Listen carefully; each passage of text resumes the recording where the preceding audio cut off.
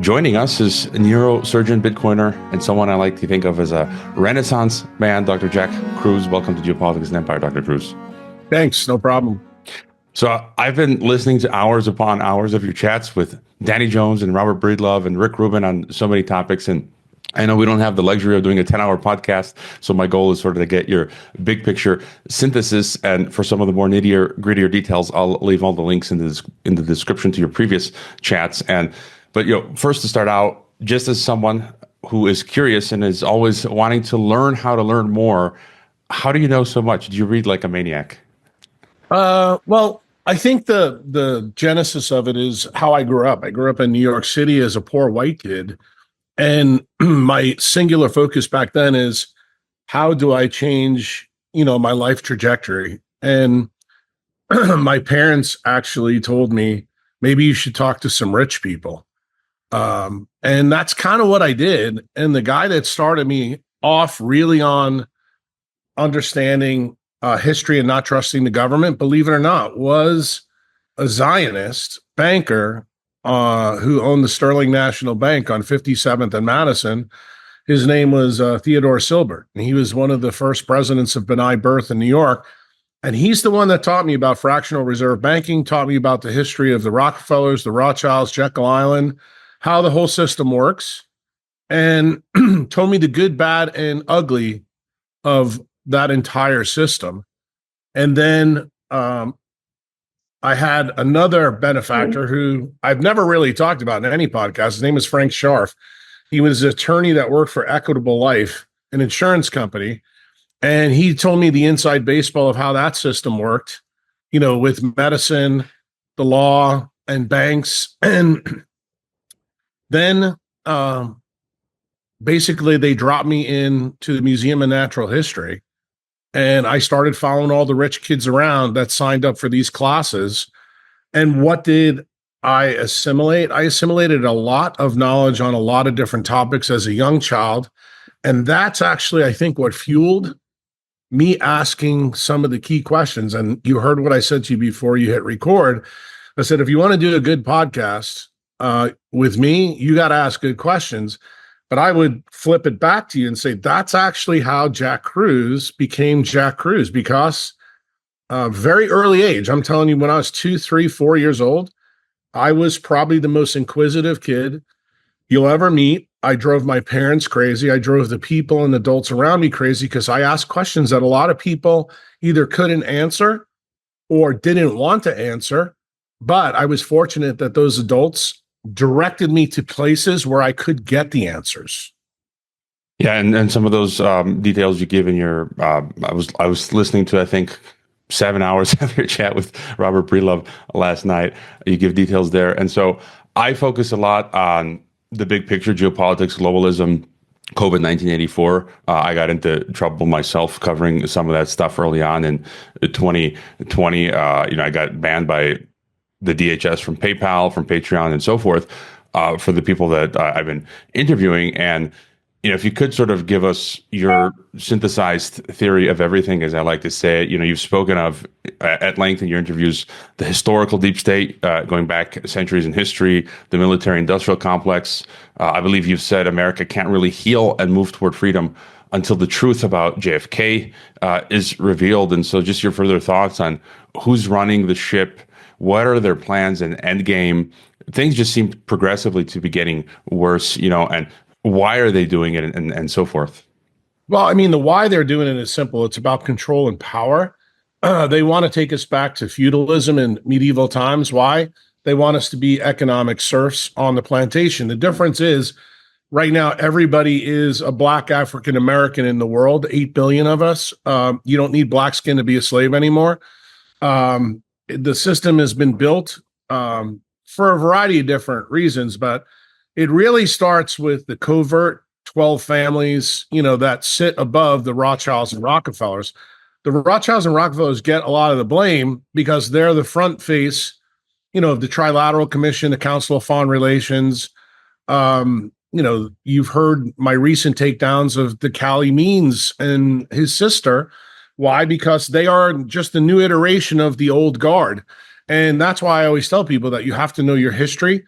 and not trust the government, because the government for 250 years in the United States actually has been taking our freedoms away sequentially over time.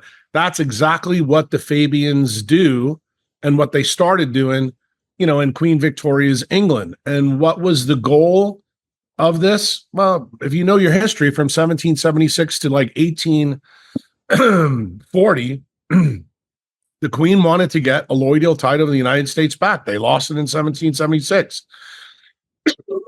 They were behind why Lincoln was killed, why the Civil War went down the way it went down.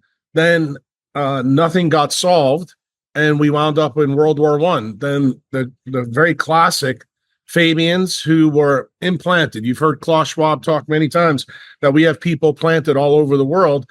Well, before Klaus Schwab and Henry Kissinger ever existed, the two plans for the who were loyal to the royal family were John Foster Dulles and Allen Dulles. And people are really shocked to find out that both of them were involved in the Treaty of Versailles. Well, you need to understand what the Treaty of Versailles was. It was a guarantee that we would get World War II. And then when you realize that John Foster Dulles dies before JFK is taken out in 59, but you find out that JFK had to fire Allen Dulles, and that's part of the reason why all these stories link together. And you have to realize that the intelligence agencies in the United States and Israel were basically formatted by guys like Dulles, guys like the Bush family from ONI. When you understand where these tentacles come from, then it becomes easier to really make a diagnosis on the last 125 years. And my day job, what I am, I'm a neurosurgeon, I'm a brain surgeon. So I would tell you, I believe this is a easy thing for a surgeon to do, because making the diagnosis when you have disparate pieces of information and you continue to ask questions and go deeper and deeper and deeper, all of a sudden you begin to see where the tentacles coalesce on the head of the octopus. The head of the octopus fundamentally always comes back to the banking families. That's where control begins. But are there people even above the front faces of the global elite? The answer is yes, there is. And this has been going on, since the Magna Carta. We're talking over 1,000-year history. And people need to understand, today you're addicted to sound bites on Twitter. You cannot explain this to people through tweets, through short little videos.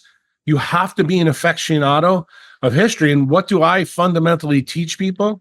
How to be a decentralized thinker, to subtract out the superfluous and focus in on what matters, because the whole goal of conspiracy theory, CIA, MK Ultra nonsense is to make sure people focus in on the wrong things. This is the reason why guys like Danny Jones have tripped over their own dick, because they focus too much on the mob, the FBI, and the CIA, when the real players here were the Mossad and Israel and what happened at Numek.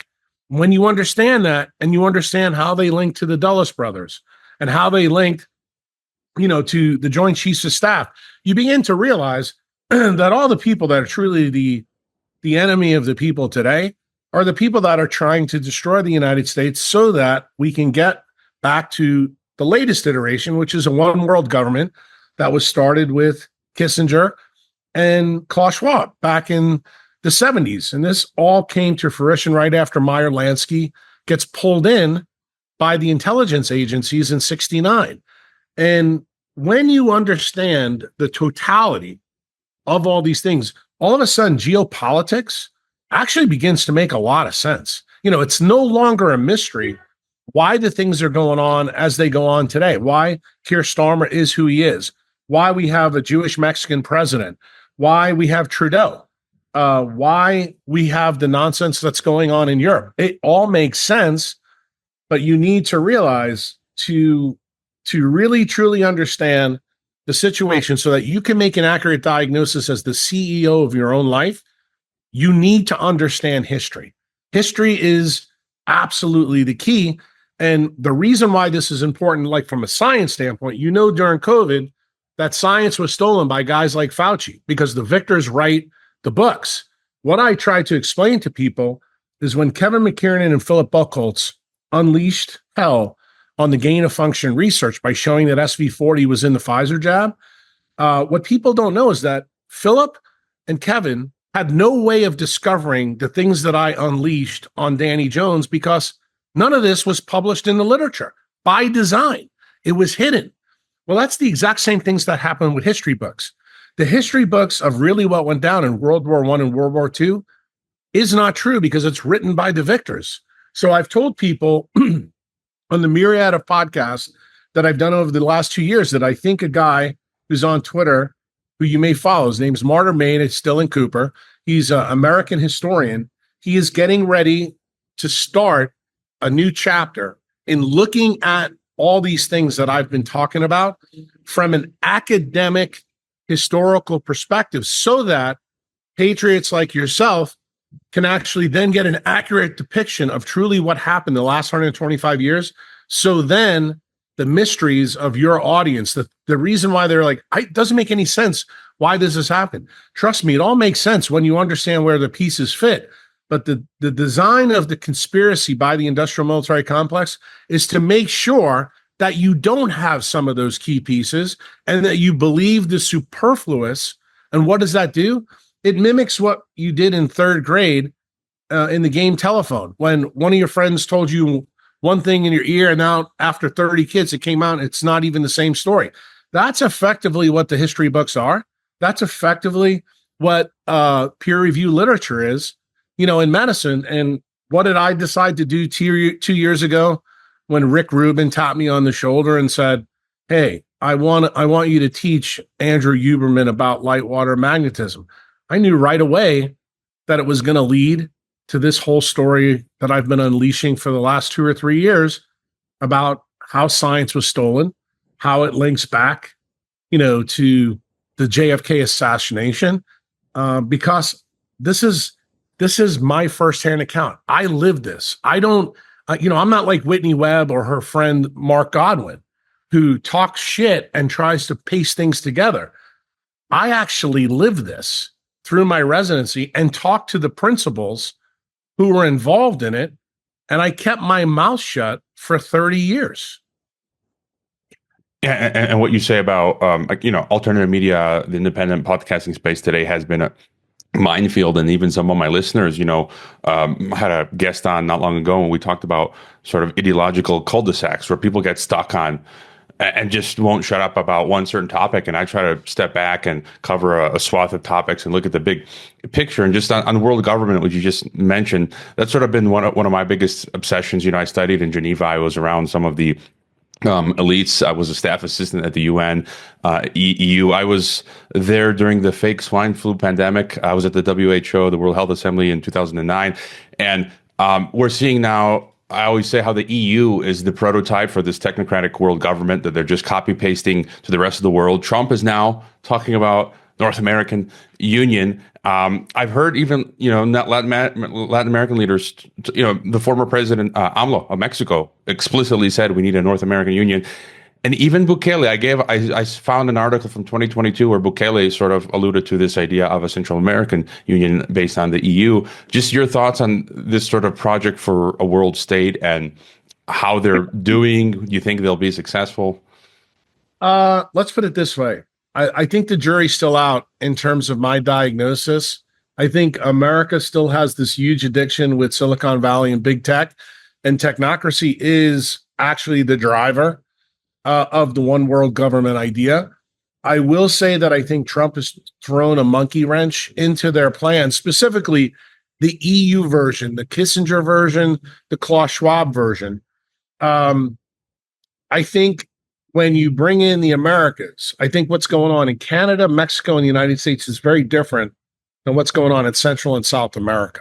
Central and South America is still in their ossification phase of Peron communism, and you have pockets like Bukele and Malay who are waking people up. We even have some people in Peru beginning to wake up. But I think ultimately my belief is that any one world government is an enemy of the people. I believe each country, the 196 on the planet, I would like to see us be a mosaic. I think the best way to protect freedom is to make sure that there's countries that are different. So this may surprise you when I say that. I'm okay that Putin wants to run Russia the way he wants to run it. I'm actually also okay that North Korea wants to run what they want to run. I also don't have a problem with China wanting to do the things they have to do. But do I believe that when there's nobody trying to harness world government, like say through NATO, the WHO, organizations like that are clearly tied to the Fabian idea, then I think that we, the people, maintain our control. It's almost like a checks and balances for, the world that's out there. And it's okay for us to disagree about how we want to rule our governments. Like I just left Chile a couple of weeks ago, and I was struck by, some of the things they said about Milei and Bukele. And it's so unusual to be in a Latin country to hear that. But this tells you that that socialist bent is powerful in a place like Chile. So I'm like, okay, if that's really how you see the world, I think that's great. But I think they're missing the bigger trend that's going on in places like Argentina. Why? Because Milei understands that at the basis of communism really is a really bad idea around money.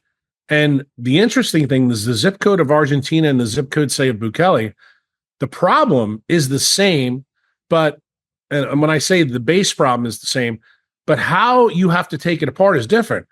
Argentina is a G8 country. So the size of government there is the biggest problem with his inflation. So him taking the chainsaw, and we seeing that through all the things that we see in the media, that's how he did it. What Bukele's problem was a shadow government of MS-13 that was thrown in his lap by Bill Clinton.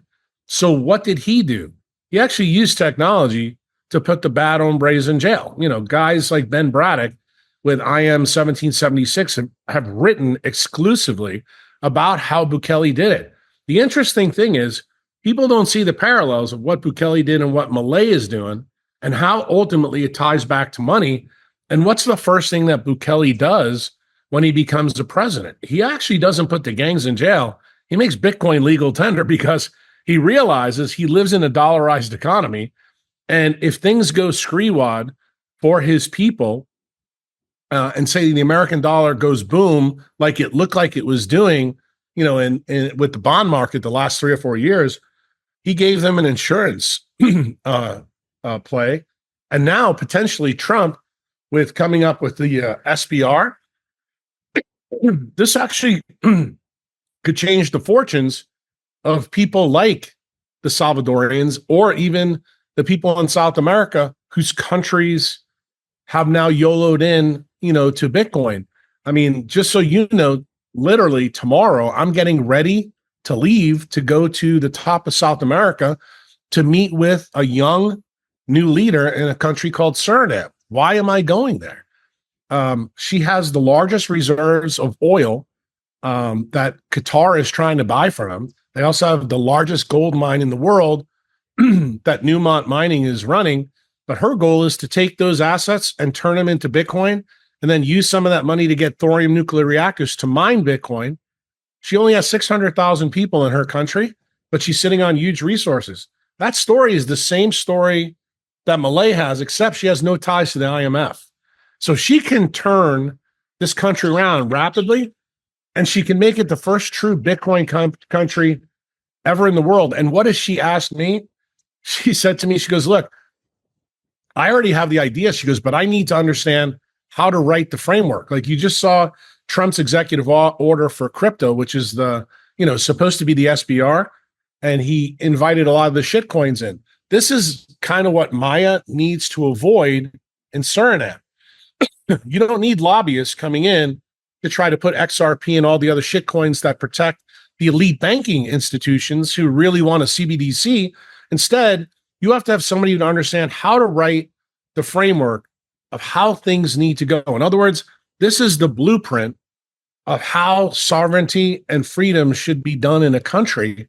And right now, I think all the countries, the countries and the stuff that you probably follow, that's the biggest change that I think fights against the one world government. And if we continue to inject things that return sovereignty back to we the people, that to me is the best way to put a kibosh on the one world government guys.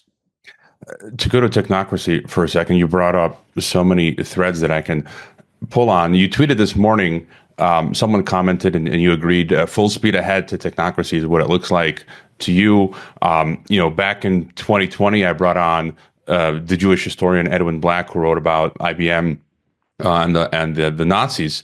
And I have been trying to popularize his term for this social credit system. He uses the term algorithm ghetto, right, to compare like the physical ghettos the Jews were put into. And he's saying now they're building up this digital ghetto that they're putting us all into. I effectively live in a 15-minute city. I was shocked to discover this. I was living in Kazakhstan, and then in 2020, I came back here to Guadalajara, Mexico, and I saw them building out mass public transport, and I'm thinking, where are they getting this money from? I've never seen this before.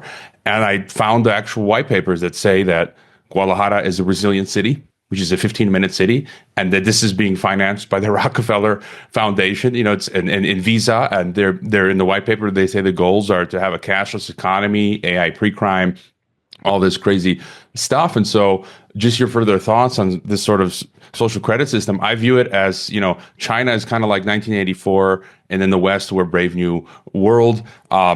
Do you see them it's basically like a Hunger Games future? Your thoughts on this and this executive order supposedly that Trump signed on banning CBDCs? I still feel there's a danger where some of my listeners are saying, don't be so doom and gloomy. We signed this executive order, but can't we still get private bank digital currencies? Can't they still do similar things? Because DARPA, Pentagon have basically turned over the private sphere. Amazon, Bezos's grandfather was in DARPA. Facebook was a DARPA project, and so forth. And so, just your further thoughts on this sort of algorithm ghetto. I'm gonna start probably not where you thought I was going to go. I agree with your overall sentiment that you just said, and let me tell you how I look at it. I don't believe Trump can do everything he needs to do, because if he did, they would kill him. Okay. So he's starting out unleashing the plan. One of the things that disappointed me the most about Trump, and then I'll tell you the things that I was happy about, is that Sergey Brin was invited to the inauguration. Just so you know, Sergey Brin is currently going after Nicole Shanahan, and you know that I have a relationship with her. He's using their divorce decree and also their child as a weapon, so that he can force his technocracy, through the door. Everybody knows the reason why he hates Nicole is because she flipped from being a Democrat to a Republican, supported Trump through this whole thing. What many of you don't know is that Nicole has been iced out in, how shall we say, from election day to currently right now. Notice that she wasn't at the inauguration. Notice that her and Bobby have kind of separated. Notice that Maha has been, how shall we say, enucleated by the food gurus. These are Food Babe, Callie and Cassie Means, Nina Tickholtz, all the people, the usual suspects who want to blame everything on food so that you don't go after Operation Warp Speed and the bioweapons program of the Pentagon. This is a problem. Now, remember, the technocracy feeds into this. Now, what's the good side of Trump? The good side of Trump is Trump told Bibi Netanyahu, you're not coming to the inauguration. That is a big statement, because many people think that Trump's allegiance to the Zionists are huge. I would tell you, I would have agreed with you when he was given the keys to the kingdom to leave Queens and go to Manhattan and become a real estate mogul, by the Kushner family, actually Theodore Silbert, because that's how I learned about how Trump's ascension came. And, what he did at Waldenberg Park and Central Park. But Trump learned a lesson with his first administration. He realized that Zionists and Jews are not exactly the same group. And we have to parse out what the issue is. That's why people in the United States, specifically AIPAC, and those are the forerunners of B'nai B'rith, they want to use Judaism, the religion, as the human shield for American and Israeli Zionism. And you, as a patriot, cannot do that. You cannot make that leap.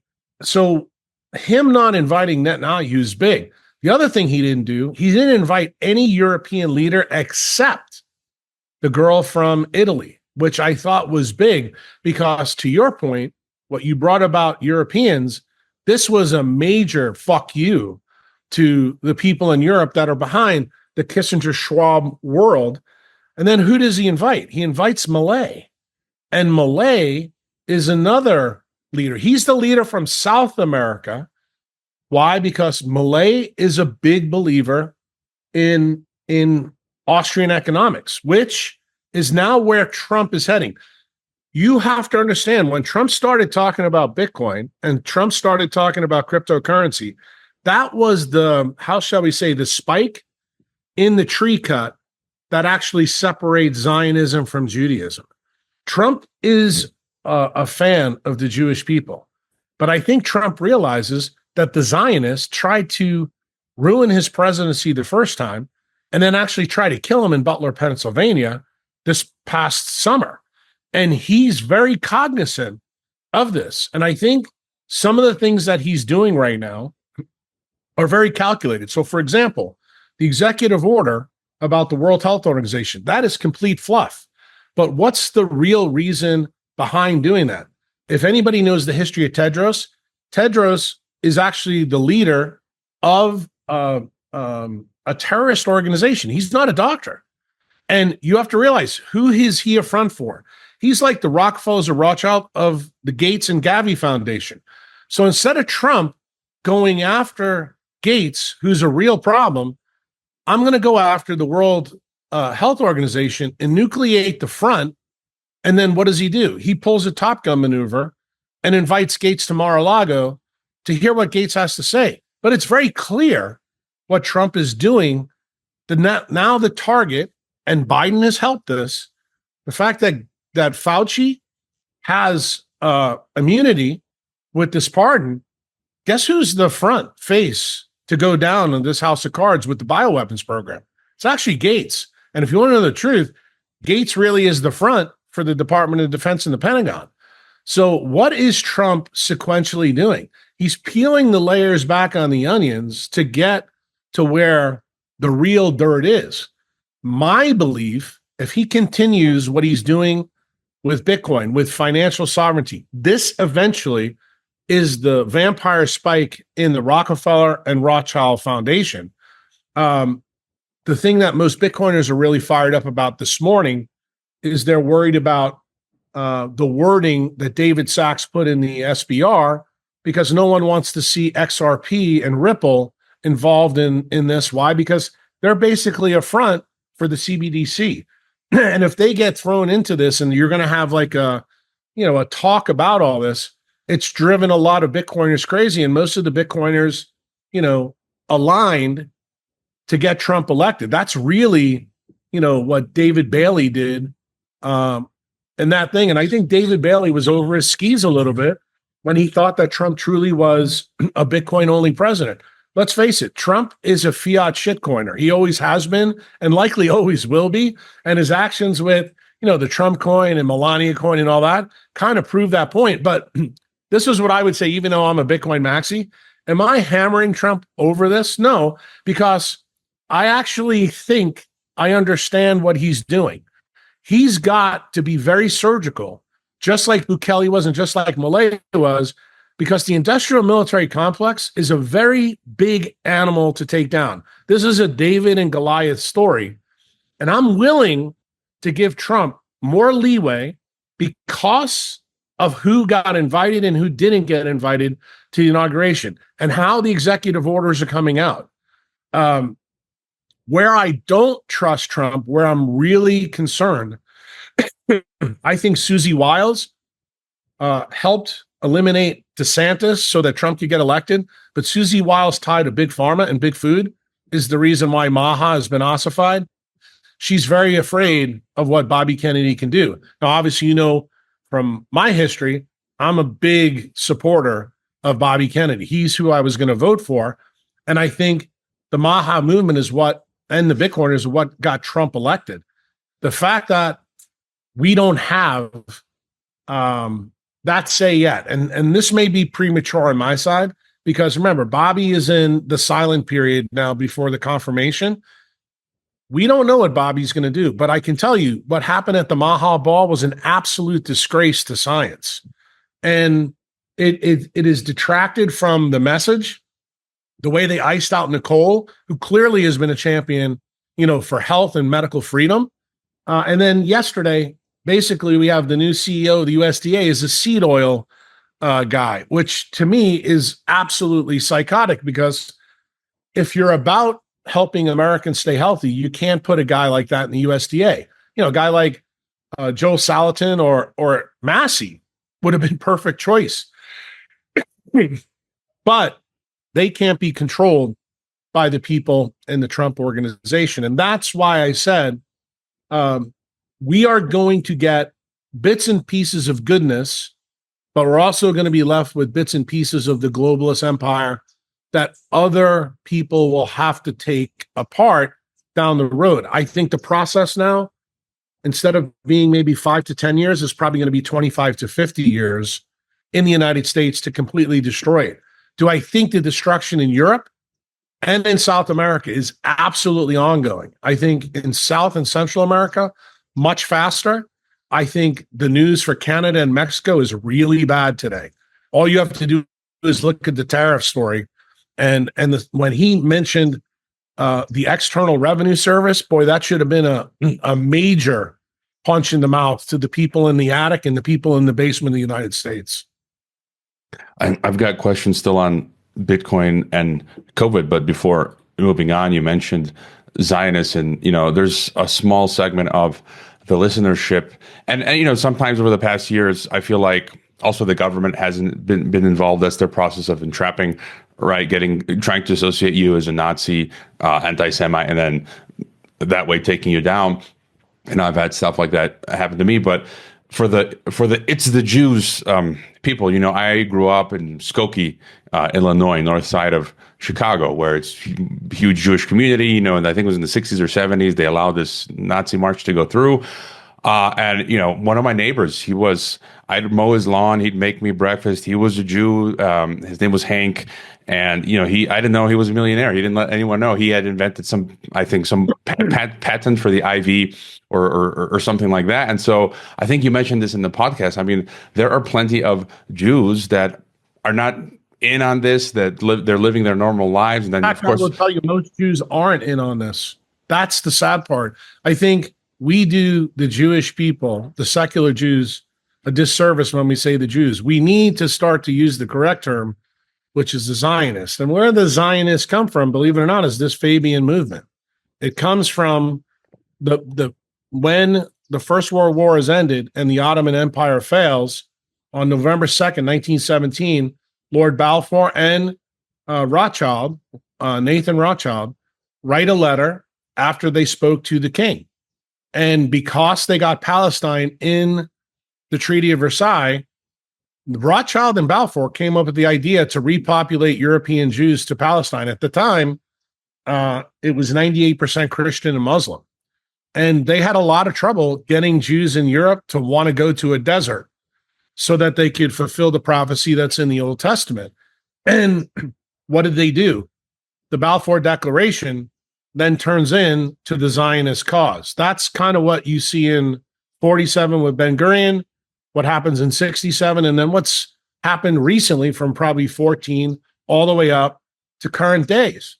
And what the Balfour Declaration has effectively come is that the American and Israeli Zionists want to force the issue. They want Israel to be completely 100% Jewish.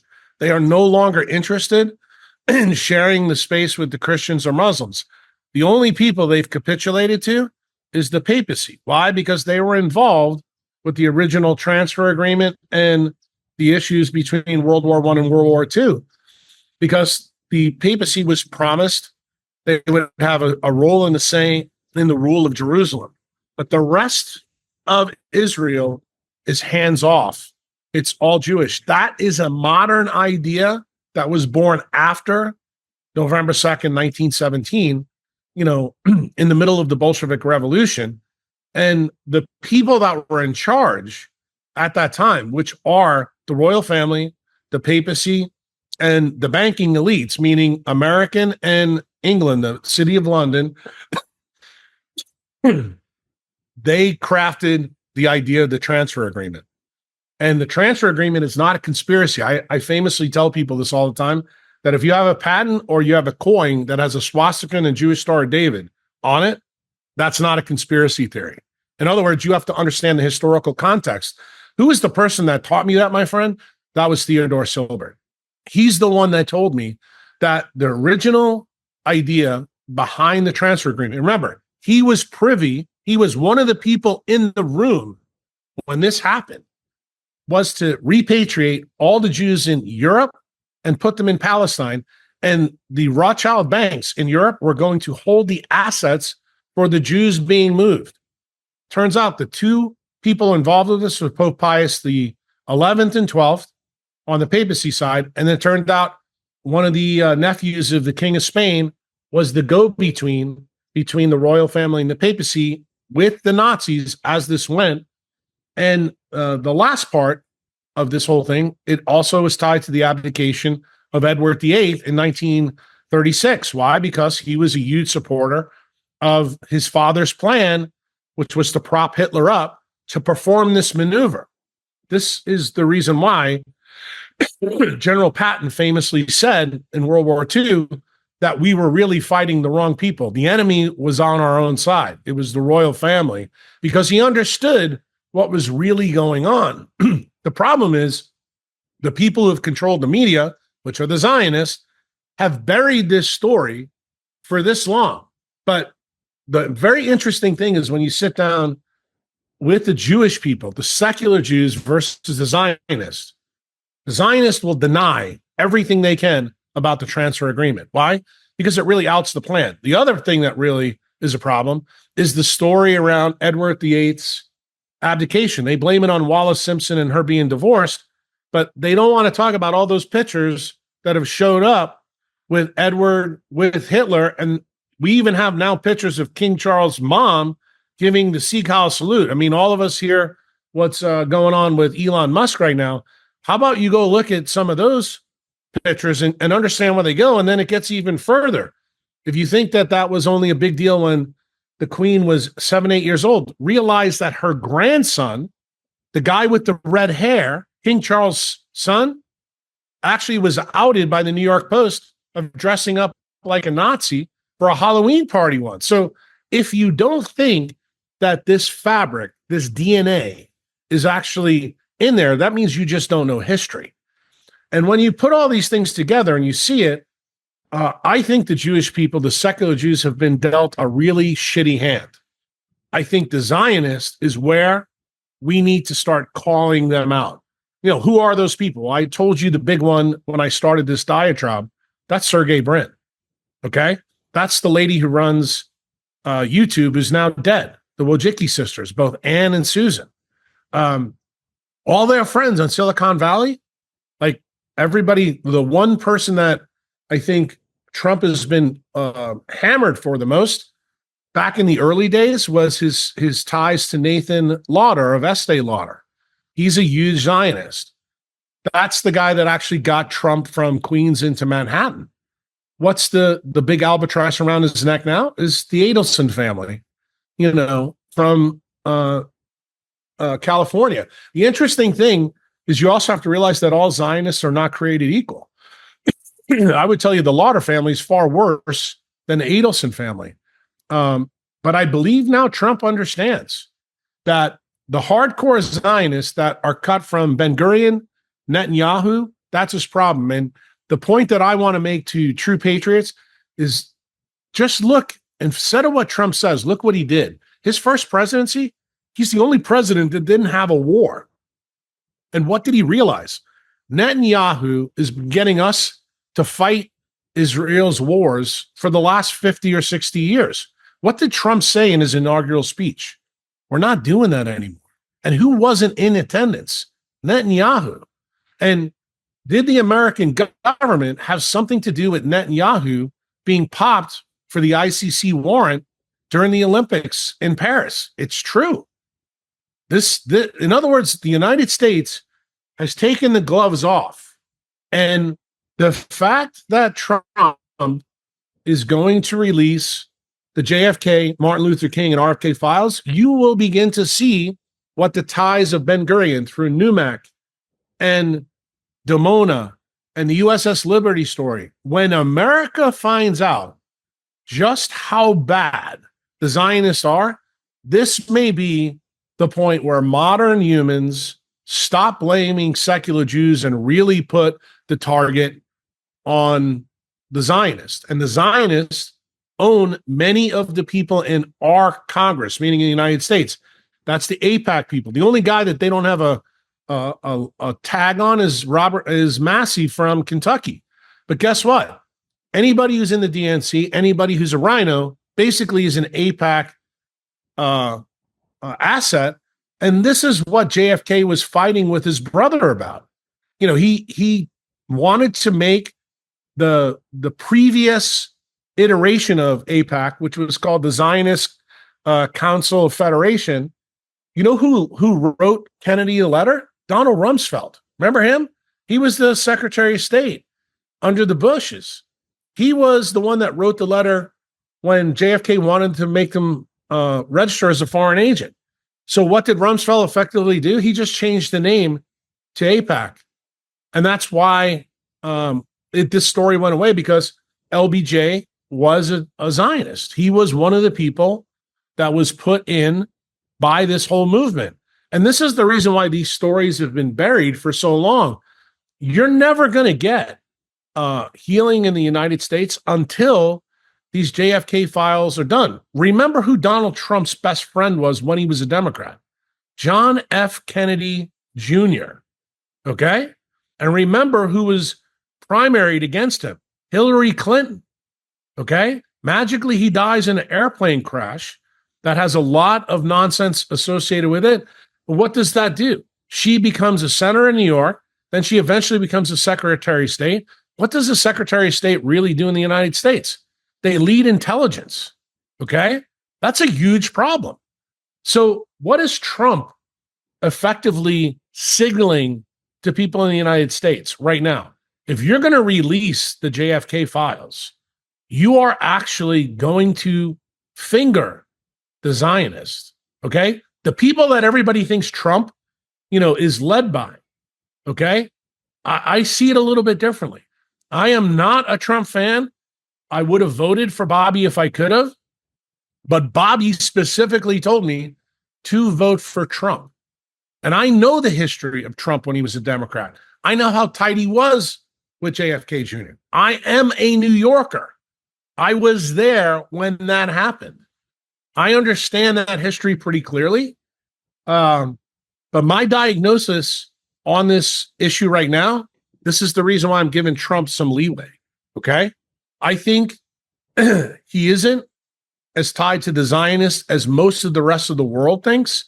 And I think he's trying to peel the onion back because he knows that the United States no longer can fight the battles of Israel. And who fights those battles? The industrial military complex. Why? They are one and the same people. They are the same people that killed JFK. They did this as conspirators. They were co-conspirators. And to unleash that story, I think you have to have the deft hands of what Malay's doing and what Bukele did.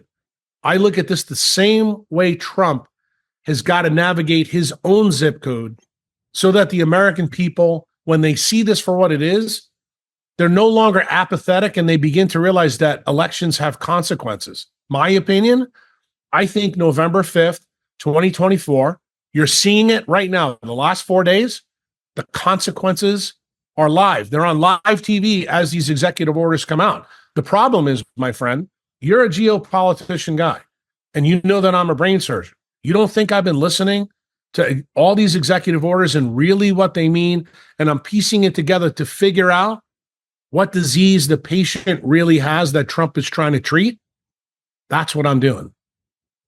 Just a final thought on the Zionist issue. Edwin Black did write a book on the transfer agreement and the Nazi thing. I'm a 100% Slav. I've listened to primary source Nazi material that says, Slavs were just cattle to be used for work and exterminated. In fact, my grandfather was a prisoner for 6 months under the Croatian Nazi regime. And so there are, again, the minority of listeners who, we get the whole Jewish Zionist stuff that you laid out, but then they sort of start becoming pro-Hitler and Nazi. And I'm like, that was an occult eugenicist regime, as you say, supported by the eugenicist Anglo-American establishment. I mean, even Edwin Black points out that the first, gas chambers, I know there's a debate about that, but that stuff was going on in America first. You had governors of like Ohio who wanted to create concentration camps in America to exterminate. So I'm like, this stuff is real. It's documented. You can debate details and numbers and stuff, sure, but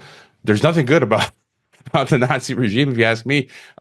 Bitcoin, I still, I'm not, I haven't been, I take Bitcoin donations and stuff like that, but I wouldn't call myself, I'm kind of new to that space, and I still can't quite wrap my head around it. Just your further thoughts on sort of what is it you recently tweeted, the banks are coming to steal your Bitcoin. And so why is that's the repeal of SAB 121. See, that was what Operation Choke Point 1.0 and 2.0 were about. Remember who those people are. That's Jamie Dimon, Sandy Wheel, Elizabeth Warren, Sherrod Brown. Those are the people in the Senate Banking Committee. They wanted the banks not to be able to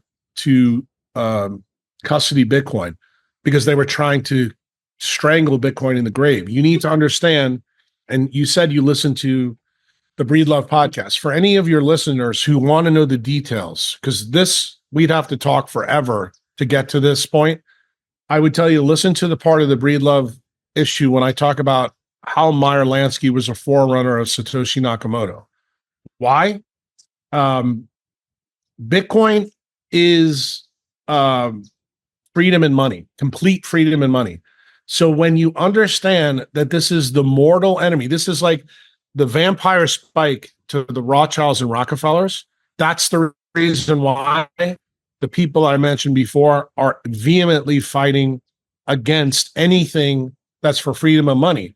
What I want you to understand, this is the reason why Bukele's actions in 2020 on Bitcoin is a big maneuver, and why Malay's point, you can use anything you want when you have hyperinflation because it is what it is.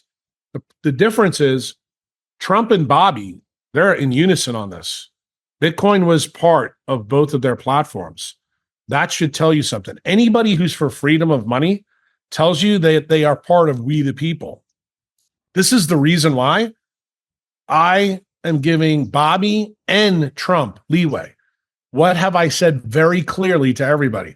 I don't trust any politician further than I can throw. But I don't listen to what they say. I watch what they do very, very carefully. So for me, when you understand the history of where Bitcoin comes, you understand how the story of Meyer Lansky's subpoena in 1969, go through David Shum, go through the Munitions Act after World War II, wind up with a guy named Len Sassaman, and then all of a sudden it goes open sourced, and basically Sassaman adds timestamping to Adam Back's proof of work. Basically, if you go back and read the Federalist Papers between Madison and Thomas Jefferson, the reason why Hamilton was able to keep the Bank of England's money system in, because we didn't have the technology that Bitcoin was. I can tell you right now, if Bitcoin was around during the Federalist Papers, we never get fractional reserve banking.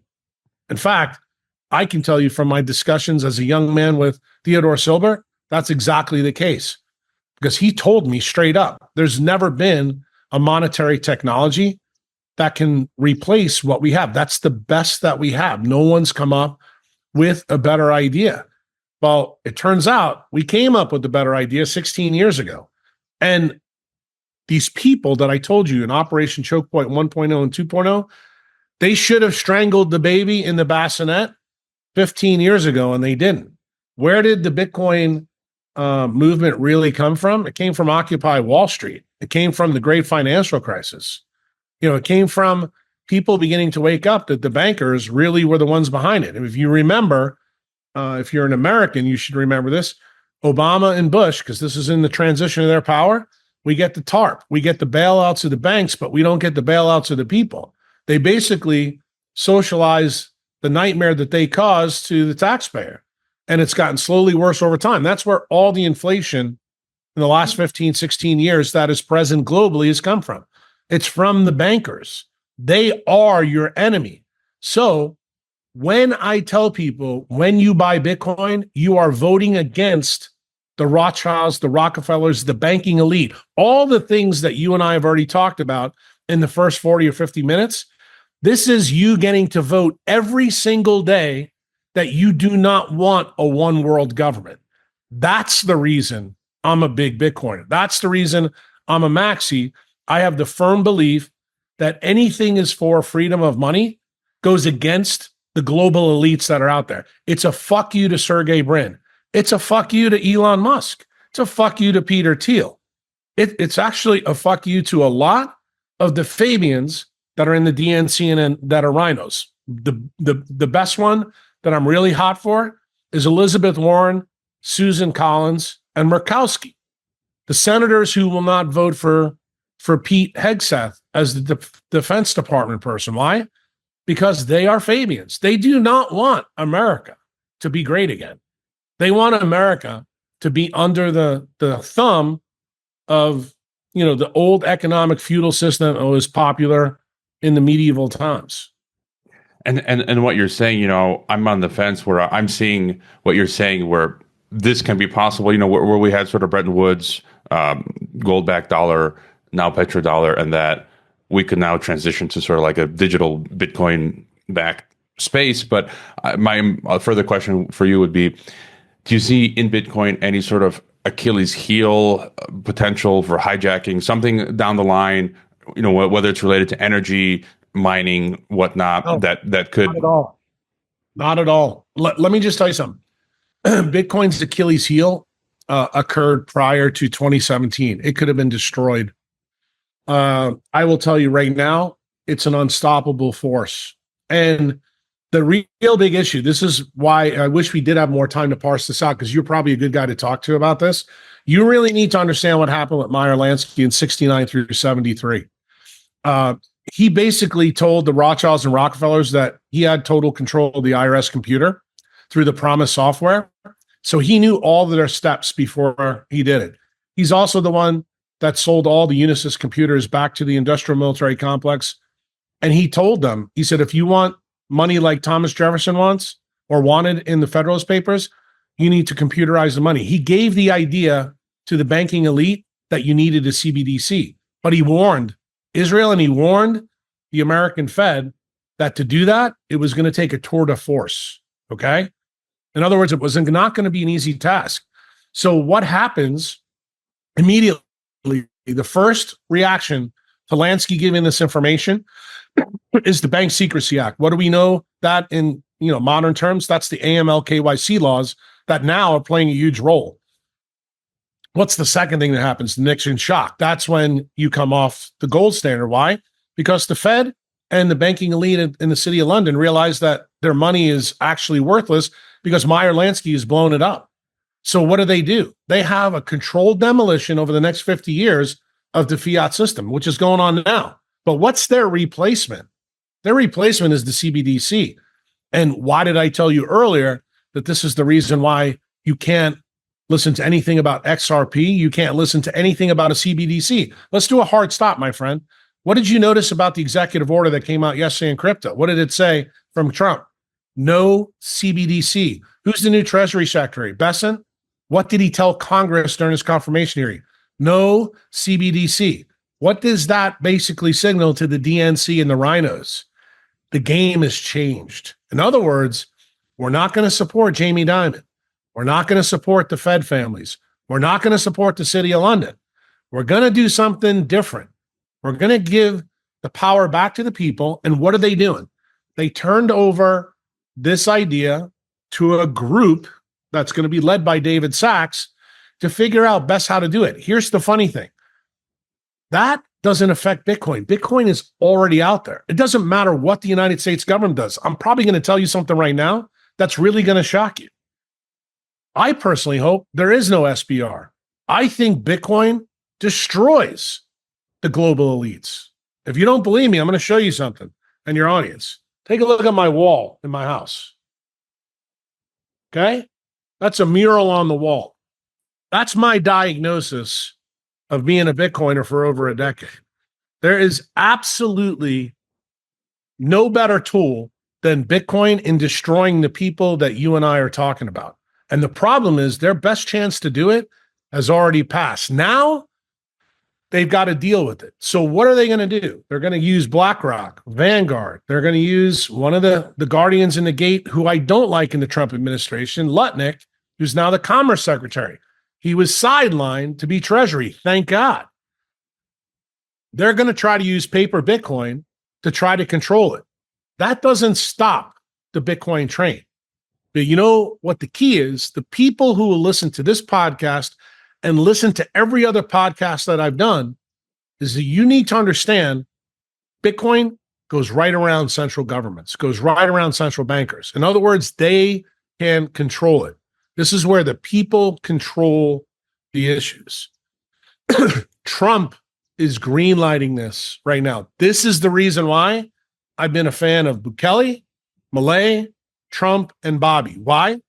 They're the four politicians who are beginning to understand the power of Bitcoin. I'm okay with you as a podcaster who's left the United States and is now in Guadalajara being skeptical. You should be skeptical if you're a patriot. But I can promise you, when you do your due diligence and you truly understand what Bitcoin's all about, this is about the best tool that a patriot has to destroy the one world government. Because guess what?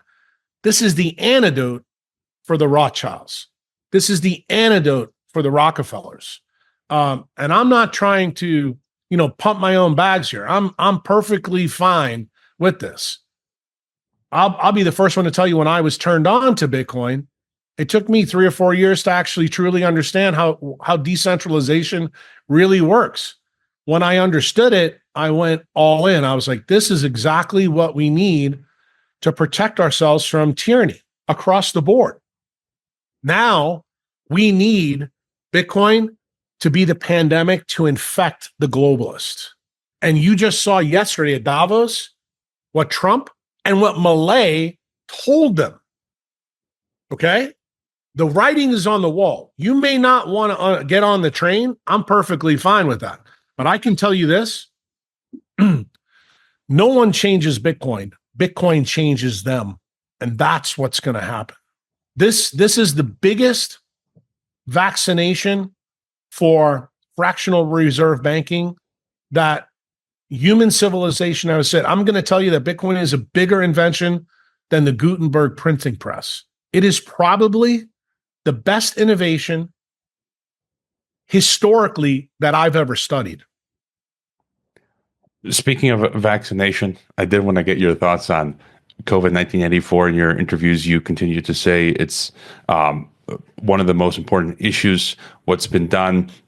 I got into trouble early on. I had been the first in January of 2020 to interview Dr. Francis Boyle, the author of the Bioweapons Act, to get his thought on this having been a biological warfare weapon. That interview hit 300,000. It was taken down and then re-uploaded, and then Associated Press hit pieces and deplatforming and so forth. But I viewed COVID as many threads being involved. One was democide. Another was a pretext to bring in a lot of technocracy, right? QR codes, digital passports. Just your quick thoughts on what it was and now sort of what we're dealing with afterward. Yeah, this is probably the simplest question you ask me, and I'm going to give you a very simple answer.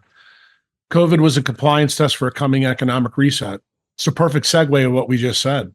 So they wanted to see just how many people would roll their sleeves up, and they got a bioweapon.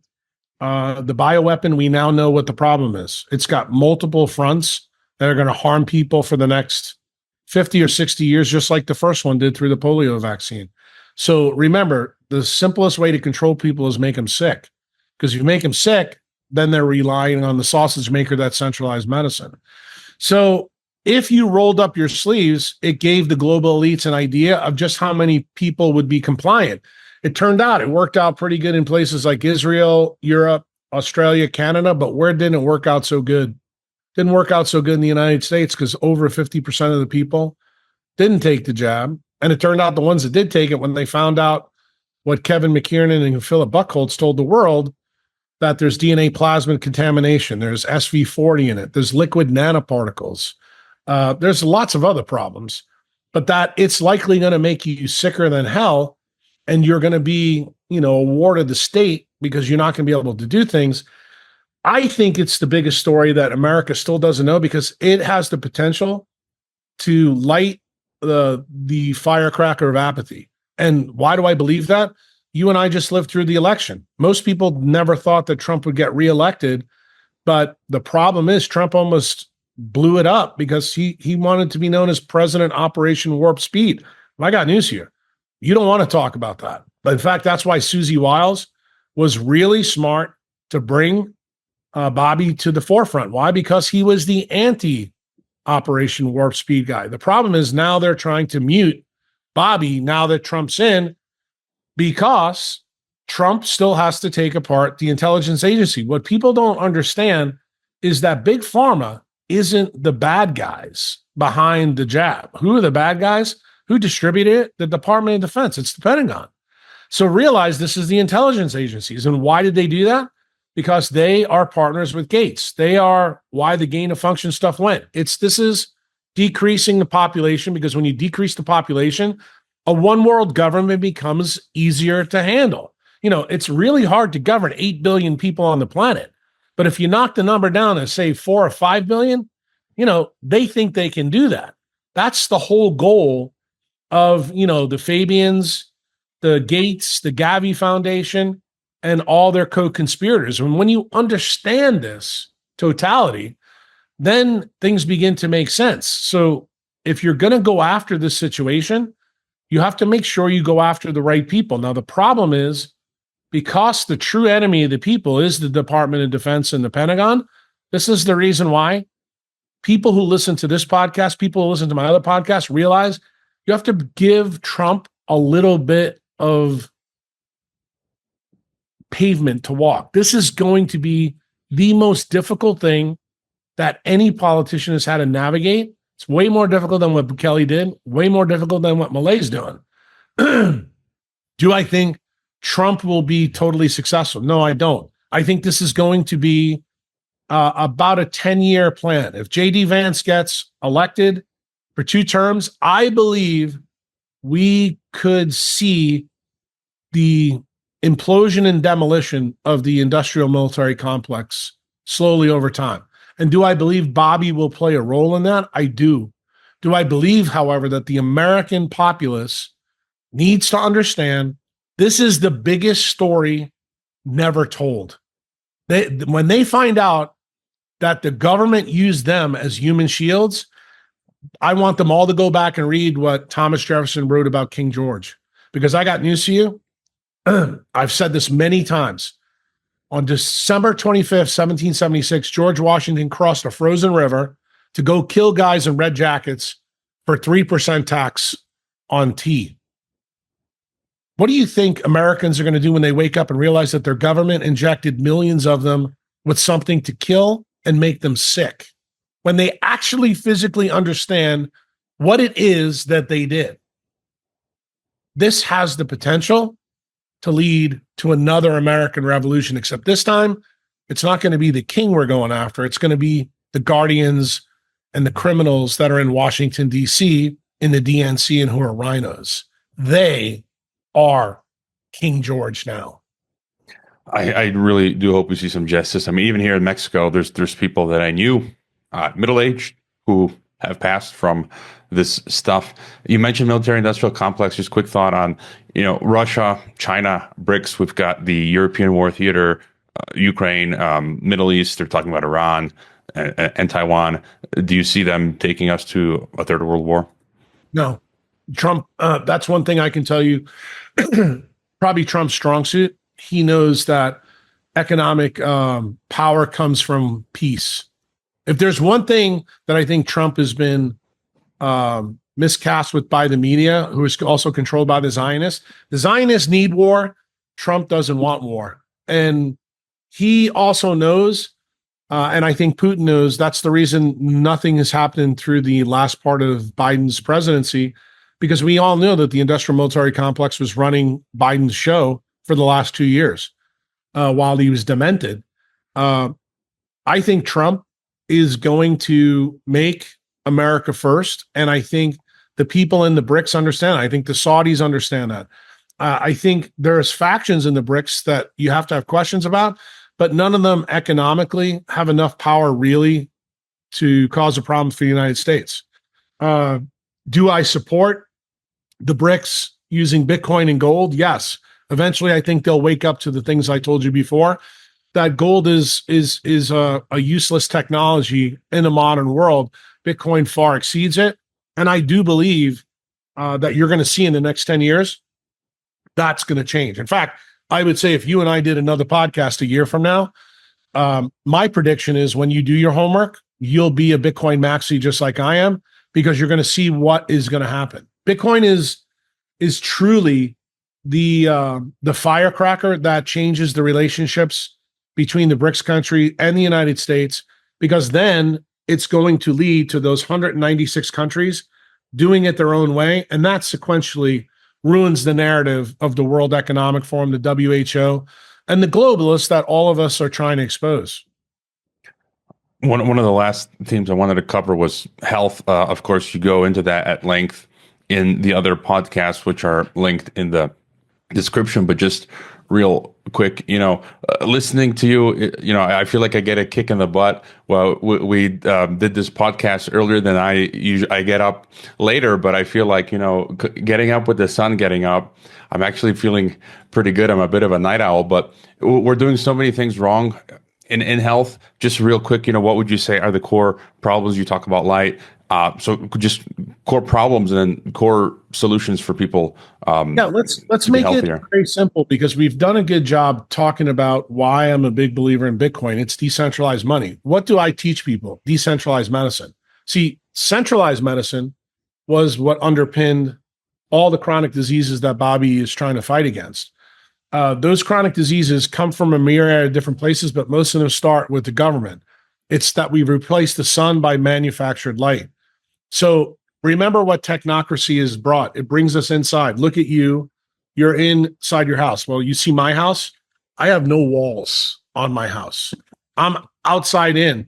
If you think that that's the kind of house that I would have had as a young man before, I got enlightened about light, water, and magnetism, light from the sun is absolutely critical to human health. Why? Even if you're not a scientist listening to this podcast, and I don't expect a lot of scientists to be listening to your podcast because they're probably more politically oriented, but let's just use a third grade example. If you and I were to be in Guadalajara and plant an orange tree, and your wife came out and put water in the ground, and my kids came out and put nutrients in the ground, but then say your stupid brother from Skokie, Illinois comes over and puts a tarp over the tree, are we going to get any oranges? The answer is no. Well, the same thing is true when you wear glasses, sunglasses, or clothes. Turns out right behind your eye, you have a pituitary gland that makes all the hormones in your body. So if you block the frequencies of light, guess what happens? You block your body from doing the things it does. We have dermatologists and ophthalmologists that tell you it's a good idea to wear sunscreen, clothes, and glasses. Let's do a hard stop. Name me another mammal on the planet that comes out of its mother when it's born that has sunglasses, contacts, glasses, or clothes on. Oh, there's nobody. So in other words, it's not a conspiracy theory, because there's no other life form except humans, and we happen to have a brain that allows us to change our environment. The problem is we don't understand when we change the environment and alter light, water, and magnetism, how the body uses it. That's what leads to chronic disease generation. That's about as succinct as I can put it. And remember, before I became really famous on the internet about talking about all the geopolitics stuff, what did I really become famous for? 20 years ago, I began to destroy sequentially centralized medicine and add this decentralized idea in. This culminated 2 years ago when I wrote a Medical Freedom Act for President Bukele for his constitution, where all these ideas that are tied to decentralized medicine, making sure that you come away from the sausage grinder, so that the status that's present in the United States, if you're 50 years old, the average says that 12 medications you're on. I don't want that. I want you to live to be 85 years old in Guadalajara, fall off the roof while you're changing, terracotta tiles. That's the goal of decentralized medicine. It means I don't want you to be a piece of carne asada going into the sausage grinder of big pharma, whether it's in Mexico, the United States, Europe, or where I am in El Salvador. And the goal is people who are healthy, people who have medical sovereignty, those people can enjoy freedoms. Sick people don't enjoy those freedoms. That's the reason why decentralized medicine and decentralized money are linked. Health and wealth are linked. The people that are the most free are the healthiest and also have the money that's the freest. So you can now understand why Uncle Jack advocates for anything decentralized and fights against anything that's centralized.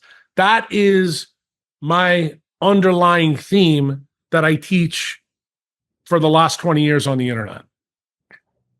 We've covered a lot. For some reason, it seems like time moves slower in the morning. We've covered so much. So, any final thought on how people can survive, thrive? So basically buy Bitcoin, get some sun, don't get injected. Final thoughts for us? I like the question, and I'm going to tell you, this may surprise you. I think if you heard something in this podcast that you liked, and maybe you don't understand, kind of like I pounded on you a little bit about Bitcoin, I want you to become a decentralized savage. So how do you do that? In the Breed Love podcast, one of the things that he and I talked about, at the end of every year, I learned as a young man that I need to challenge all my beliefs. So I sit down on September 30th to December 15th and write down all my core beliefs. Why do I do this? This is how I destroy my Dunning-Kruger effect. And what am I trying to do? I'm trying to sharpen my own blade. In other words, I want to become a better decentralized thinker. And the way to do that is you have to challenge what you believe. What is your core? So I think when you begin to really understand decentralized medicine and decentralized Bitcoin, it's a process. It's like the steps of the Chichen Itza pyramid. Right now, you are on the ground. You haven't taken the step up the pyramids yet. And what I'm asking you to do is hone your critical thinking skills from first principles. And what you will eventually see when you do this long enough, because it happened to me, you'll begin to understand truly what sovereignty and freedom is, and it will lead you to a path. In other words, all of the things that are superfluous, the via negativa goes away. You'll begin to focus on the things that matter the most, that move the needle. So you and I haven't spent a lot of time talking about the health stuff, but let's give them the Pareto's principle for Jack Kruse's belief. Never miss a sunrise ever again. In other words, that's what sets the circadian mechanism in your eye and in your brain to get everything going. You doing that doesn't cost you a penny. All it does, it costs you getting up earlier and doing the things you did. Just like you said, you noticed that time moves slower. I was very glad that you said that, because that's actually what should happen when you're doing things correctly. This is not a figment of your imagination. It's really the physics behind the optical lattice clock in your eye. So I want people to look at sunrise every day. When the sun sets, all technology, all man-made lights should go off, okay? That's the two sides of the quarter. What's the next thing I want you to consider? I want you to look at the Sphinx. Download a picture of the Sphinx and put it on your refrigerator. And I want you to notice that all four extremities in the 28th latitude in the desert are on the ground. The Sphinx looks to the east every day when the sun rises. The ancients knew something that modern humans don't know. Recapitulate what they do. The last thing, whatever grows at the latitude and longitude you're at, that's what you're designed to eat. There is no optimal diet for humans. We're omnivores, and it turns out all food is tied to the photosynthetic web. What is the source of that? The sun. Remember, it's not carbohydrates, it's not proteins, it's not fats. The sun controls the macronutrients in food. Your eye and your skin pay attention to that. So the signal that you get from the sun needs to marry with the food. So if you live in Skokie, Illinois, and you go to a Whole Foods and think that a pineapple and a coconut is a proper choice, you're a fucking idiot, okay? Because they don't grow there. It turns out in Guadalajara, they do grow there. Therefore, hitherto, moreover, you can eat them. So the story about diet also is a story about light. All food is an electromagnetic barcode of where you are on the planet. Your body, your mitochondria, is an electromagnetic quantum computer that pays attention to all these things below your level of consciousness. You don't even need to pay attention to it. All you need to do is the things that I told you. See the sunrise, turn the lights off at night, and walk grounded everywhere on the planet. You do that, and I guarantee you can stay away from my profession. Just one more thought on that. I think I've heard you speak to this. A lot of us who moved away from big pharma into natural health, alternative health. My wife is studying homeopathy. For many years, took vitamins and supplements, and I've just largely gotten disillusioned with them and think, why do I need them? Just any thoughts on fiat idea? You want to know the truth? It's a fiat idea. It's counterfeiting the truth. It's just like fiat money. It's a bullshit idea. But guess what? As much as centralized doctors get pounded for, ruling their patients through the prescription pad, that's what functional medicine doctors, chiropractors, and everybody else does with supplements. They're doing the same thing. They're just trying to hone your belief that, oh, well, this is better because we're replacing the nutrients that are not present in food. It's total bullshit. The bottom line is the sun controls the entire process. If you listen to the things that I told you, just so you know, light, water, magnetism is exactly what NASA uses to look for life on other planets. Okay, these are the fundamentals of the thermodynamics of life. If you get the fundamentals, first principles right on this planet, you will stay away from supplements. You will stay away from bad food guru ideas. Those are the people that I fight against in Maha. That's, the Nina Tickles, the Callie and Cassie Means. You'll understand why seemingly this guy is going after people who you would think should be on the same team as me. No, they're not giving you the full picture. Remember, when you don't get the full picture, since you're a geopolitician guy, that is censorship at some level. And what happens if what they're censoring from you turns out to be the biggest problem that has led to, say, your disease? That's an issue. And that's something they don't talk about. Okay? They're very good about talking about allopathic medicine doing that, but they don't look in their own mirror. And when you become that decentralized savage that I just showed you how to become, then you awaken to the bullshit that they're trying to sell you. And then you start to go, wait a minute. 1,000,000 years ago, there was no GNCs. There was no supplement store. And yet there's 8 billion of us on the planet. There also was no Gold's Gyms. But there's 8 billion of us on the planet now, when back then there was only 70 to 100,000. So maybe, just maybe, nature has the secret sauce for longevity built into it, and the centralized systems that have come, ironically, from the Rockefellers through the Flexner Report is why you believe all the bullshit you believe from the centralized experts. That's really where the story comes. And that's why I said, when you peel this onion back and you listen to the things that I'm trying to tell you, when you become a decentralized thinker, it's really hard to swallow centralized bullshit. That is the truth. It's really become difficult to go back. And I love the term decentralized savage. All right. Well, you've got the links are in the description. You get your website, jackkruse.com. You're on X, and there's a Patreon as well where people can join, become a member. Yeah. Yeah. Patreon has all the high level science stuff. There's also, believe it or not, for some of your members who want to learn more about Bitcoin, I have 40 different blogs about Bitcoin and the genesis. I would tell you, if you're new to Uncle Jack's work, I think listening to the podcast that I've done just in the last couple of years, like for the science stuff, I think that will fascinate people. I think the Tetragrammaton podcast that I did with Rick Rubin and Andrew Huberman, don't miss it. I also did a Tetragrammaton with Bobby Kennedy that I think you should listen to, because that's the day that I told Bobby Kennedy SV40 was in the Pfizer vaccine, and that blew his mind. He didn't know about it prior to that. Then the podcast with Danny Jones, the podcast with Robert Breedlove, I did another podcast with a heavy metal group called Bulwark. If you want to know all the stuff linked to the Mossad, Israel, where I really get into it pretty deep, listen to that one. That'll really open your mind. And then the science ones, I would tell people I did several podcasts with Dr. Alexis Jasmine. She is trained at the best metabolic lab in the world at Princeton University.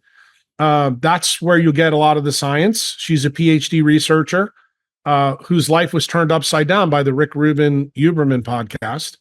And then another guy named Borg. I'm trying to remember the name of his podcast, but I did 2 or 3 podcasts with him. He's a kid from Australia. These are big time science podcasts, spectacular. And another doctor, primary care doctor, ER doctor from Australia. His name is Max Gulhane, where I get into the light water magnetism story in a 3-part series that I think parses it out really good.